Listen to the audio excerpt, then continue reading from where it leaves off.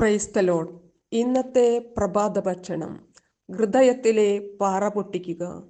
പർവ്വതങ്ങൾ വേരുപാകിയിരിക്കുന്നു. സമുദ്രത്തിന്റെ അടിത്തട്ടിലേക്ക് ഞാൻ ഇറങ്ങിച്ചെന്നു. അതിൻ്റെ ഓടാമ്പലുകൾ എന്നെ എന്നേക്കുമായി അടച്ചുപൂട്ടി. എങ്കിലും എൻ്റെ ദൈവമായ കർത്താവേ, അങ്ങ് എൻ്റെ ജീവനെ പാതാളത്തിൽ നിന്ന് പൊക്കിയെടുത്തു. എൻ്റെ ജീവൻ മരവിച്ചപ്പോൾ ഞാൻ കർത്താവിനെ ഓർത്തു.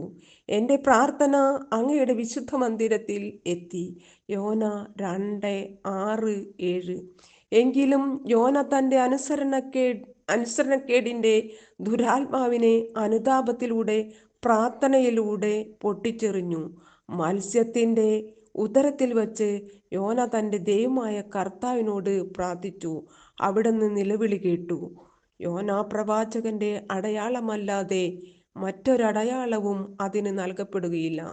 യോന 3 രാവും 3 പകലും തിമിംഗലത്തിന്റെ ഉദരത്തിൽ കിടന്നതുപോലെ മനുഷ്യപുത്രനും 3 രാവും 3 പകലും ഭൂമിക്കുള്ളിലായിരിക്കും.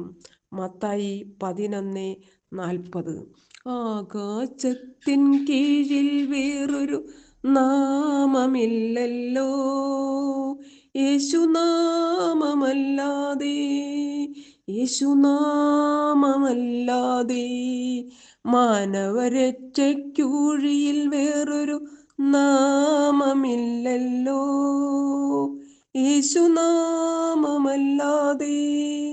യേശുനാമമല്ലാതെ.